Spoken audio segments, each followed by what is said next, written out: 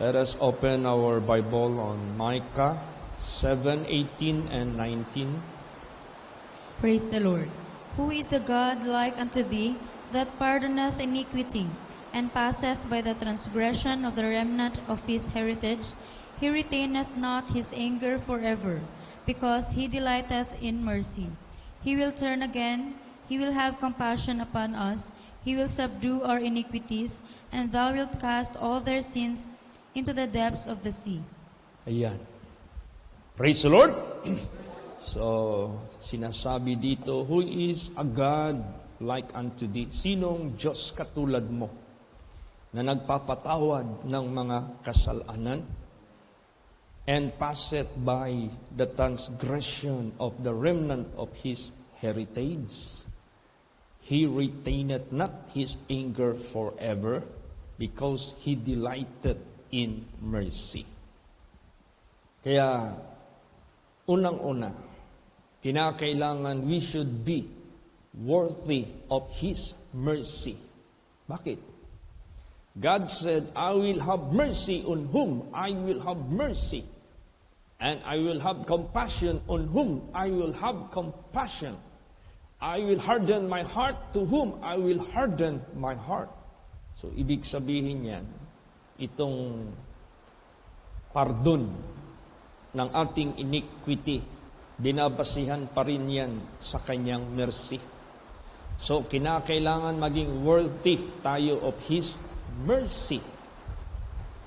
Now, sino pala ang tao sa sanglibutang ito na hindi worthy of His mercy? Yung mga tao na ilang beses na niyang binigyan ng pagkakataon para makakilala sa Kanya, para magkaroon sila ng knowledge, understanding about God, and yet they do not humble. Ayaw pa rin magpakumbaba. Ayaw pa rin maniwala. Kaya hanggang dumating ang panahon, darating ang hangganan kahit pa man ng kanyang limitation, mahahatulan sila. Kaya sinabi diyan, I will harden my heart to whom I will harden. Katulad na lang yung nangyari sa panahon ni Noah. Panahon nangyari sa Sodom and Gomorrah. Kung paano pinatigas ng Diyos ang kanyang puso doon sa mga tao na nagpakita din ng katigasan ng kanilang puso. So, in short, pag pinag-usapan natin ang kapatawaran ng kasalanan, kailangan we should be worthy of His mercy. He will turn again. He will have compassion upon us.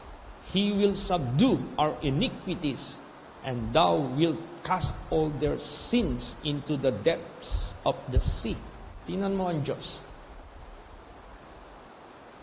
Kung paano niya tayo kaawaan, paano niya daigin ang ating mga kasalanan, paano niya itapon ang ating mga kasalanan sa kalaliman ng karagatan.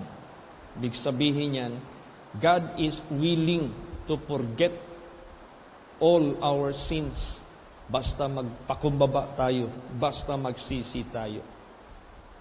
Minsan, meron akong na-met na isang taong NPA.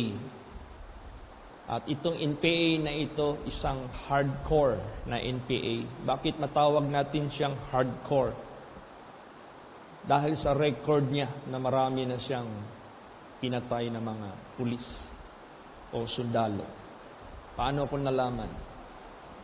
Yung kanyang baraso dito, pati ang tiyan, may mga marking ng paso ng sigarilyo. Yung pala, listahan niya yan. So, sa dami ng mga dyan, yan yung bilang ng kanyang mga napatay. So, hardcore. Ang tanong niya sa akin, mapatawad pa daw ang kanyang kasalanan. Kaya pa ba raw patawarin ng Diyos ang kanyang kasalanan? Ay nung nakinig siya sa Word of God, naliwanagan siya ngayon. Sabi niya sa akin, brother, nung nasa gawain pa ako sa bundok 10 taon ako sa gawain ng NPA, ay nakita ko madilim ang dulo. Kasi kami rin nagpapatayan. At kung dito naman ako sa sundalo, sa gobyerno, marami ding kalukuhan. Madilim din ang aking nakita. Pero isa lang ang liwanag na nakita ko sa unahan, ang Panginoong Diyos, ang Panginoong Hesukristo. Ang tanong, mapatawad pa kaya ako? Kasi maitim na masyado yung kasalanan ko. Basahin natin kung mapatawad pa ba ang kasalanan niya. Isaiah 1:18 and 19. Praise the Lord. Come now and let us reason together, saith the Lord. Though your sins be as scarlet, they shall be white as snow. Though they be red like crimson, they shall be as wool. If ye be willing and obedient, ye shall eat the good of the land. Yan. Tumatawag ang Diyos, nakikipag-negotiate ang Diyos sa mga tao. Come! Let us reason together. Though your sin be as scarlet, though they shall be red like crimson, they shall be white as snow. Di ba?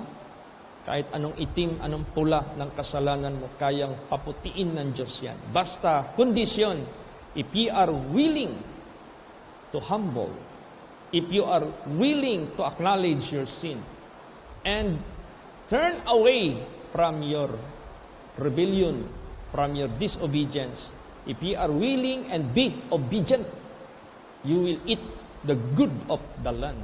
Ibig sabihin yan, bibigyan ka ng privilege ng Diyos. Maangkin ang buhay na ipapagkaloob niya. Kaya sabi ko sa kanya, mapatawad ka ng Diyos. So, he stayed with me dyan sa Dunya Luisa pa kami. Pinagupitan ko siya, lahat, inano ko siya, inalagaan. Tapos, sabi ko, mag-surrender ka na sa gobyerno. Kung sumurrender ka sa Panginoon, sumurrender ka rin sa otoridad. Yan ang nararapat sa iyo. Huwag kang sumurrender sa maliliit, baka ihawin ka lang kasi malaki na yung ano mo, karanasan mo. Doon ka mag-surrender sa pinakamataas kung maaari. So yun, pina-exit ko na siya para gawin yung kanyang pag-surrender. Ay, hindi naman katulad no na meron tayong mga FB para ma-monitor ko siya. Hindi ko na siya na-monitor. I hope and pray na baka someday magkita kami. Hindi ko yan makalimutan kasi pag lumakad yun, ganun eh. Bakit? Siyempre, marami ng encounter ang naranasan. Natamaan daw siya sa encounter. Pero mabuti hindi siya namatay. So, kahit pa anong kasalanan mo, kayang-kaya yan ng Diyos. Basta willing ka mag-surrender. Willing ka manalig sa Diyos. Willing ka sumunod na sa Kanya. Huwag ka nang lumihis. Praise the Lord. Paano pa ng Diyos ang pagpapatawad ng ating kasalanan? Isaiah 44:22. Praise the Lord. I have blotted out as a thick cloud thy transgressions, and as a cloud thy sins. Return unto me, for I have redeemed thee. Yan. Ang Diyos na mismo nagsabi, I have blotted out as a thick cloud thy transgressions. Binura ko na. Katulad sa makapal na ulap ang iyong mga kasalanan. And as a cloud, thy sins. Katulad sa cloud ang iyong kasalanan. Tingnan mo yung cloud. Titikan mo ng husto. Maya-maya wala na yan. Kalimutan na yan. Hindi na yan makita. Ganon ang Diyos magpatawad. Return unto me, for I have redeemed thee. See? Kaya, huwag tayo mag-alilangan. Kahapon, kaninang umaga ang message, who can say that I am clean? Who can say na ako'y malinis, purged from my sin? Ito. Genuine ang pagpapatawad ng Diyos. genuine ang reconciliation ng gusto ng Diyos sa mga nagkasala sa Kanya. Tulad sa government natin ngayon. Pag bumalik ka sa gobyerno, anong inoffer ng administrasyon ng Duterte? Bigyan ka ng trabaho. Suportahan yung pamilya mo. Bigyan ka ng pabahay. O, ibig sabihin yan, kung willing ka magpakumbaba, mag-surrender sa otoridad, bigyan ka talaga ng privilege. Kalimutan na ng gobyerno yung mga napatay mo, yung mga sinira mo, lahat-lahat na. Kalimutan na yun. Mag-renew tayo ng relasyon. Hindi na namin yan sisingilin. Hindi ka nakakasuhan, hindi ka na mag-serve sa kulungan, hindi na. Pardon yung kasalanan mo, bigyan ka pa ng maganda. Kaya yung mga rebuilde ngayon, na nagte-testimony dyan sa FB, sabi nila, hindi pala totoo. Sabi ng mga NPA na kasamahan namin noon, pag mag-surrender ay parusahan kami, patayin kami. Mali pala yun. Ngayon, nag-surrender na kami. Inaruga kami ng gobyerno. Binigyan kami ng pagkakataon makabalik sa aming pamilya. Binigyan kami ng pagkakataon mabalik yung aming marangal na pamumuhay. Kaya sumurrender na rin kayo, mga kapwa namin na mga NPA. O, di ba? So, ganun din ang mga makasalanan sa harapan ng Diyos. Himukin natin ang lahat. Magpakumbaba, mag-surrender sa Diyos. Kasi papatawarin ka ng Diyos. Hindi ka nasisingilin ng Diyos. Basahin pa natin, Psalms 51 verse 7. Praise the Lord. Purge me with hyssop, and I shall be clean. Wash me, and I shall be whiter than snow. Yes, kaya ng Diyos. Hugasan, linisin, patawarin ang mga maitim na kasalanan. Kaya niyang gawing mas paputi pa sa snow. First time ako nakakita ng snow actual when I went to Canada. Because it was winter when I came Canada for the first time. Doon ko nakita, sobrang puti pala ng snow. Nakapatong sa atip ng bahay, nandyan lang sa karsada, napakaputi. Pag natatamaan ng araw, lalong kumikinang, lalong pumuputi. Wala kang makitang dot of black na dot, wala. Pure, kasi galing sa langit yan eh. So, therefore, ganun ang Diyos magpatawad. Paputiin yan. Mas maputi pa sa snow. So, mapalad tayo. Bagamat ang kasalanan ay umapaw sa buhay natin, higit umapaw ang grasya ng Diyos para tabunan ang lahat ng mga ito. Ganun kadakila ng pag-ibig, pagpapatawad ng Diyos sa buhay natin. Basa, Romans 5:20. Praise the Lord. Moreover, the law entered, that the offense might abound. But where sin abounded, grace did much more abound. Yan. Kaya tayo, samantalahin na natin itong grace period na binigay ng Diyos sa buhay natin. Habang kapatawaran pa, habang ibagong buhay pang ibibigay ang Diyos, habang may kabanalan pang pagkakataon na magawa natin, habang may katuwiran pang magawa natin para pagdating ng panahon, hindi na tayo mahatulan sa ikakamatay ng ating kaluluwa sa impyerno, gawin na natin. Kasi ang pagpapatawad ng Diyos sa bawat isa sa atin, it is guaranteed by God na pag sinabi niyang your sin is forgiven, hindi na yan sisingilin ng Diyos. Pardon. Kung tawag yan, absolute pardon. Kaya, bakit masabi natin na pag magpatawad ang Diyos sa sino man sa atin, sigurado, hindi na yan sisingilin ng Diyos? Siyempre, pag matanggap ka doon sa kanyang kaharian, ibig sabihin yan, hindi na niya sisingilin yung iyong kasalanan. Pinatawad ka na eh. Hindi ka na bumalik sa kasalanan. Basahin natin yung example dito sa Bible. Bakit nakapasok sila, nakasama sila sa kaharian ng Diyos? Who were they? Sino sila noon? Basa. Revelation 7:14. Praise the Lord. And I said unto him, Sir, thou knowest. And he said to me, These are they which came out of great tribulation, and have washed their robes, and made them white in the blood of the Lamb. Yan. Sino yun? Basahin yung verse 13.